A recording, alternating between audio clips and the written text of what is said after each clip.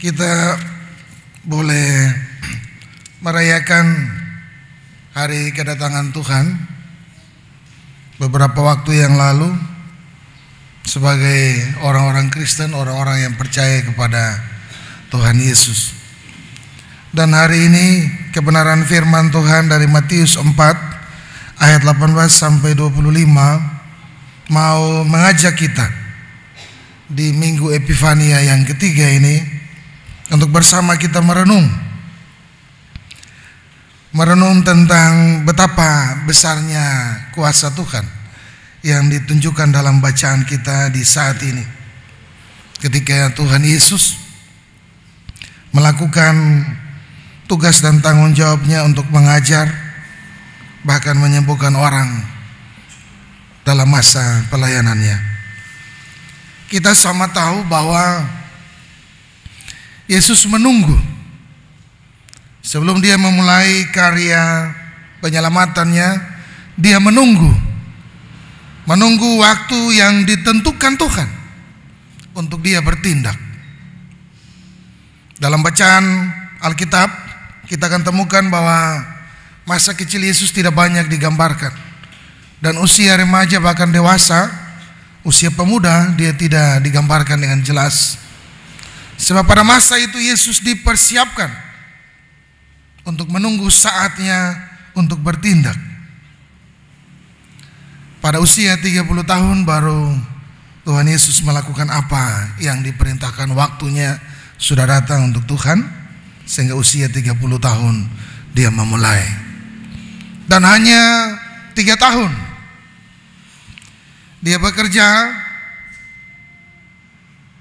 menghasilkan buah-buah pelayanan sampai hari ini saudara dan saya ada. Bapak dan Ibu saudara yang terkasih dalam Tuhan Yesus, ada beberapa tipe orang yang ketika persoalan datang kita akan temukan dalam kehidupan orang itu. Atau boleh dikatakan ada tipe ketika menghadapi masalah, ketika diperhadapkan dengan sesuatu hal yang berkaitan dengan kehidupannya. Yang pertama, Bapak dan Ibu saudara yang terkasih, kalau orang itu mau melakukan sesuatu tapi bertentangan dengan maunya Tuhan. Kalau orang itu mau lalu Tuhan tidak mau, apa yang terjadi? Kalau Bapak Ibu kita berdoa, kita minta, kita berharap, kita bergumul supaya apa yang kita punya mau itu terjadi sesuai dengan harapan kita. Lalu ketika Tuhan tidak berkenan, apa yang jadi? Kita menjadi orang-orang yang tidak lagi mau berdoa. Kita menjadi orang-orang yang tidak lagi mau terlibat dalam kegiatan-kegiatan pelayanan. Kita menjadi orang-orang yang tawar hati untuk Tuhan. Kita menjadi orang-orang yang menjadi pesimis, tidak lagi optimis dengan hidup ini. Itu tipe orang yang pertama ketika dia berhadapan dengan sebuah persoalan. Lalu yang kedua, kalau orang itu tidak mau melakukan sesuatu tapi Tuhan mau. Ya, ini yang banyak terjadi. Ini berkaitan dengan bahan bacaan kita. Tipe yang kedua ini. Kalau kita tidak mau, tapi Tuhan mau. Kita bilang, Tuhan ini tidak adil. Saya tidak mau, kenapa Tuhan mau? Iya toh? Saya tidak mau jadi pelayan.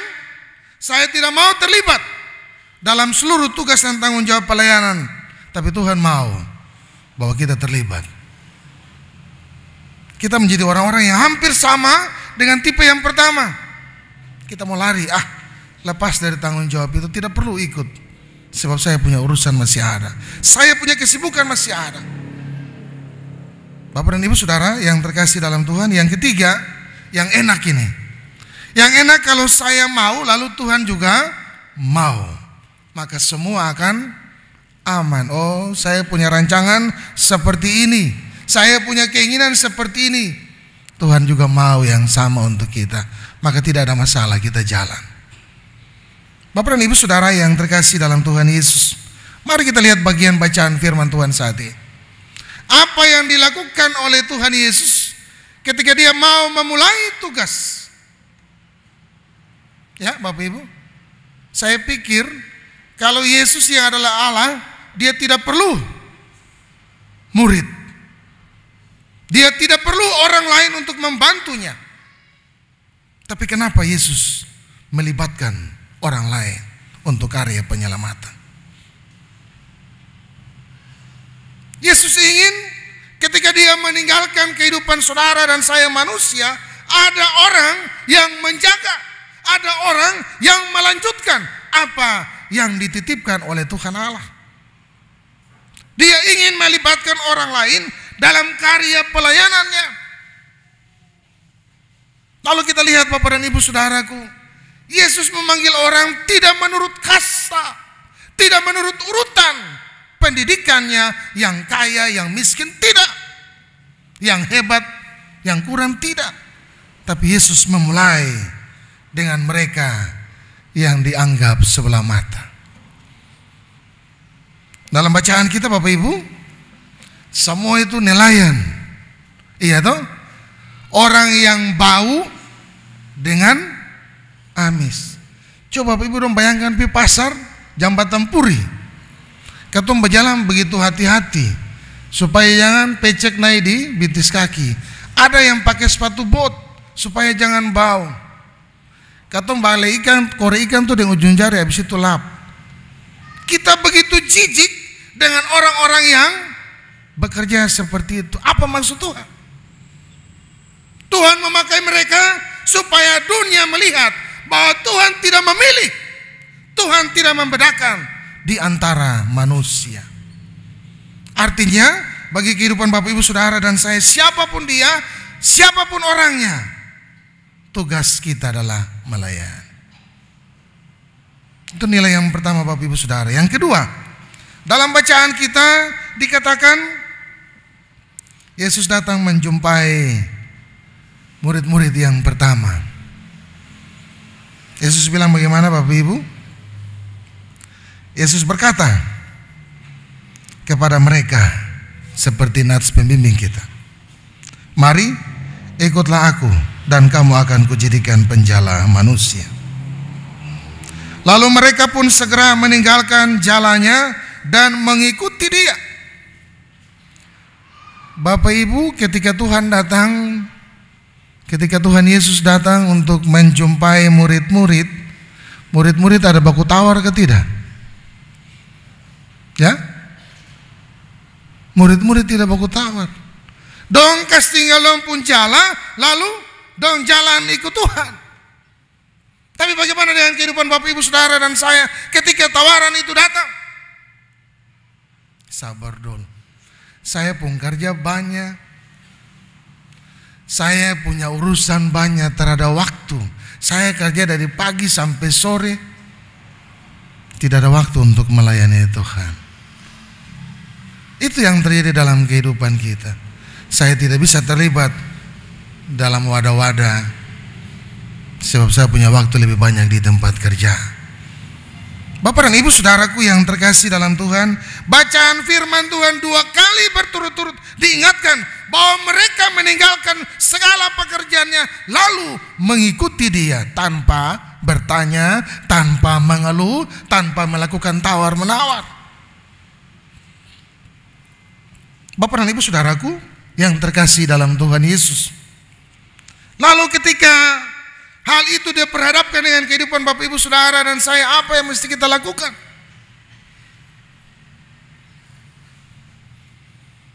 Yang harus kita lakukan, kita belajar dari firman Tuhan hari ini, bahwa Tuhan menunjukkan dirinya kepada setiap orang. Tuhan mau memakai setiap orang. Tuhan memberikan kebebasan untuk setiap orang. Tuhan memberikan kesempatan kepada setiap orang untuk melayani dia. Sebab waktu Tuhan tidak sama dengan jam yang putar dari 1, 2, 3 dan kembali sampai 12, ulang lagi. Tidak. Waktu Tuhan dia berjalan lurus, tidak pernah kembali. Dan anugerah Tuhan itu tidak akan pernah datang untuk kali yang kedua. Bapak dan Ibu saudaraku yang terkasih dalam Tuhan kita Yesus Kristus. Itu bagian pertama dari bacaan firman Tuhan yang mau diperdengarkan bagi kehidupan Bapak Ibu saudara dan saya. Ketika Tuhan datang menjumpai murid-murid, mereka mengikuti Dia. Tuhan mau menunjukkan kepada orang lain, termasuk Bapak Ibu saudara, tidak pandang kau kerja di mana, kau pendidikan apa, tapi Tuhan memberikan kesempatan bagi setiap saudara dan saya untuk melayani Tuhan. Hal yang pertama dalam bacaan firman Tuhan, lalu yang dikatakan bagi kehidupan Bapak Ibu saudara dan saya, kalau kesempatan itu, anugerah itu sudah diberikan bagi Bapak Ibu saudara dan saya, maka apa yang harus dilakukan? Ya, yang harus dilakukan oleh setiap orang percaya, termasuk Bapak Ibu saudara dan saya, adalah melakukan apa yang dipercayakan, melakukan apa yang diamanatkan, melakukan apa yang dititipkan dalam kehidupan setiap orang, termasuk Bapak Ibu saudara dan saya. Kalau kita bekerja dimanapun itu, kita harus bekerja yang baik, seolah-olah hari ini adalah hari terakhir kita hidup di dunia ini. Seolah-olah ini kesempatan terakhir untuk saya bertemu dengan orang ini, bertemu dengan orang itu. Lakukan yang terbaik dalam pekerjaan, sebab besok Tuhan telah panggil pulang saya. Maka hari ini kita akan memberikan yang terbaik. Itu yang mesti kita lakukan ketika Tuhan memberikan kesempatan bagi kita dalam pekerjaan kita. Apapun itu, kita memberikan yang terbaik bagi Tuhan Allah. Tidak pandang orang mau pikir kita apa, yang penting kita buat yang terbaik untuk kemuliaan nama Tuhan. Bapak Ibu saudara yang terkasih dalam Tuhan kita Yesus Kristus, bagian yang kedua yang mau disampaikan bagi Bapak Ibu saudara dan saya dalam bagian bacaan firman Tuhan, kita diajak untuk melakukan segala yang Tuhan percayakan bagi kehidupan Bapak Ibu saudara dan saya, dengan setiap potensi, setiap talenta, setiap karunia yang Tuhan titipkan dalam kehidupan kita. Masih ingat Bapak dan Ibu, rumus matematika 1, 2, 5, 1 tambah 1 sama dengan 0, 2 tambah 2 sama dengan 4, 5 tambah 5 sama dengan 10. Yang pertama yang salah. Kenapa yang salah? Sebab talenta itu dikuburkan. Yang terkecil dikuburkan. Lalu datanglah pemilik talenta itu menanyakan, jangan sampai kita sama dengan orang yang pertama, yang mendapat yang kecil tapi tidak memperlebahkan, tapi kita tanam dia lalu tidak menghasilkan apa-apa. Bapak dan Ibu saudara yang terkasih dalam Tuhan kita Yesus Kristus, Tuhan menyadari bahwa kehidupan saudara dan saya butuh yang namanya kuasa. Allah tidak pernah meninggalkan kehidupan Bapak Ibu saudara dan saya yang telah bersedia untuk menerimanya. Allah memperlengkapi kehidupan setiap orang percaya untuk melakukan tugas dan tanggung jawab yang dipercayakan Allah. Pertanyaan untuk kita renungkan, kita biasa manusia, orang-orang, kita biasa bilang begini, saya tidak bisa melakukan yang seperti itu. Kira-kira menurut Bapak Ibu, kalau kita berkata seperti itu, kita ada di mana, kategori yang mana? Kita adalah orang yang kategorinya lebih mengutamakan kehebatan, kekuatan, kemampuan kita, tanpa mengutamakan Tuhan. Ini pekerjaan, ini karya Tuhan titipkan untuk kehidupan Bapak Ibu saudara dan saya, bukan punya kita. Oleh sebab itu lakukan segala sesuatu karena Tuhan berkenan, maka Tuhan akan memperlengkapi kehidupan setiap orang percaya untuk melakukan tugas itu. Tapi yang ada yang kita praktekkan dalam kehidupan kita, kita lakukan segala sesuatu menurut maunya kita, menurut enaknya kita, tanpa bertanya apakah ini berkenan untuk Tuhan atau tidak. Bapak Ibu Saudaraku yang terkasih dalam Tuhan kita Yesus Kristus, dalam kaitan dengan tema bulanan karunia Allah membaharui hidup, dan tema mingguan Tuhan menunjukkan dirinya kepada setiap orang, maka kita perlu, saudara dan saya perlu memahami bahwa setiap kita punya hak yang sama. Saudara dan saya punya hak yang sama untuk menikmati karya keselamatan dari Allah. Bahkan dalam kaitan dengan tugas panggilan dan pengutusan sebagai setiap anak-anak Tuhan, baik pelayan, pendeta, penatua, diaken, pengurus-pengurus wadah, panitia-panitia, bahkan jemaat, kita punya tugas dan tanggung jawab yang sama untuk pekerjaan memberitakan tentang kabar sukacita bagi banyak orang. Tidak panah itu tugas pendeta, itu tugas majelis, tugas penatua, tugas diaken, itu tugas pengurus. Tidak. Semua tugas itu adalah tugas kita bersama. Tugas yang harus saudara dan saya persembahkan yang terbaik, sebab Tuhan memberikan kesempatan bagi kehidupan Bapak Ibu Saudara dan saya untuk melakukannya, bukan kepada yang lain. Jangan biarkan kesempatan itu lalu, anugerah itu lalu. Tapi mari sama seperti murid-murid yang meninggalkan segala kesibukannya datang untuk Tuhan. Saya percaya bahwa tahun 2023 jemaat diaspora, baik setiap wadah maupun sektor, pasti setiap orang akan datang berbondong-bondong ke rumah Tuhan, ke tempat-tempat beribadah, sebab kita mau menerima anugerah yang Tuhan berikan bagi kita. Selamat hari Minggu. Tuhan Yesus memberkati kita dengan firman-Nya. Amin.